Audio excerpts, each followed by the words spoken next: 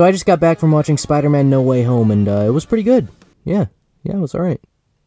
Now, I don't know about you guys, but I was personally scared going into this one, because I wasn't sure if it could handle all of its villains, and at the time of filming this video, it's still unclear if this is the last time we're gonna see Tom Holland Spider-Man. So I'm gonna do something I don't normally do, make a quick review about it, because this movie made me feel things, man. Spider-Man No Way Home left me feeling empty. Spider-Man No Way Home was everything I wanted it to be, a sequel to one of the best trilogies ever, a redemption arc episode for some of my favorite supervillains, and a proper send-off to my childhood heroes. I actually showed up to the theater 30 minutes early dressed like I've never felt the touch of a woman, and was completely blown away by the story that this movie sets up. If you're a fan of my channel, you know that I love MCU Spidey, and you'd be surprised to hear that that's not a popular opinion to have. But after watching the movie, I feel like I can confidently say that no matter which Spider-Man you like more, you kinda get what you want here.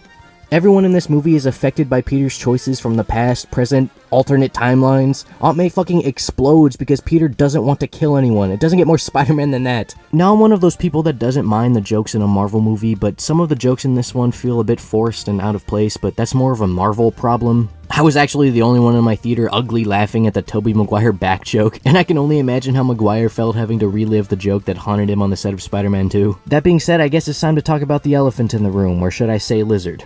The lizard is so underutilized in this movie, which sucks because I'm a huge lizard fan. In total, I think he gets about 10 minutes of screen time. Same with Sandman, who just decides to turn to the dark side after helping Peter with Electro. Jamie Foxx Electro is so much better in this movie. I love that his transformation in ASM is played as a joke. He's also dripping so hard you need to put a fucking bucket underneath him. But what about the big players? Doc Ock and Green Goblin obviously get the most love in this movie. When the trailers for this movie dropped, I know we were all scared that it would retcon their character arcs, but I'm happy to say that that's not the case here. John Watts knew they were the favorites and gave us some really cool interactions between the characters that we didn't get to see in the original films. You wanted Doc Ock to get the help he needs, and for Green Goblin to get what's coming to him. He genuinely becomes a big threat to MCU Peter and came from a different universe. The part where Goblin body slams Peter in the hallway was so fucking cold, Bonesaw would be proud. Which was great because Green Goblin is my personal favorite villain. And of course, Andrew Garfield and Tobey Maguire return in this movie. We all knew they were gonna be in it, but the reveal still caught me by surprise. There was a point where I genuinely thought only Garfield would reprise his role, and then of course the man himself comes through and everyone in my theater started cheering. Then they all go to cheer up Peter and talk about responsibility, and Garfield starts larping about his Uncle Ben quote like, "No dude, you didn't get the same responsibility speech as everyone else. He used too many words to get his point across,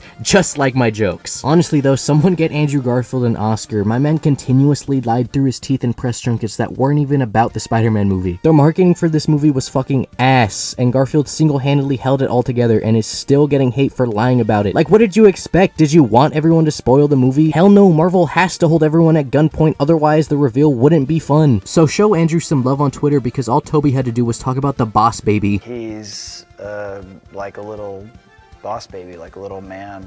But when this movie wants to get serious, it gets serious. Spider-Man makes some real big boy decisions in this one. No one will remember who he is, and he chooses not to involve his friends this time, even though that's not what they wanted. He gets his own apartment and makes his own suit, and finally swings into the camera purely alone. Why am I crying? No more Iron Boy Jr., no more kid shenanigans. He's on his own now. And I'm so fucking hyped to see a sequel trilogy following MCU Spidey, because this one kind of just feels like his origin story. So I give Spider-Man So Far From Home He Can't Go Back my completionist rating of 10 out of 10. There, Raimi stands, you got what you wanted. Are you happy now? You can stop complaining and bullying me on Twitter, you nitpicking, gatekeeping, ignorant asshole.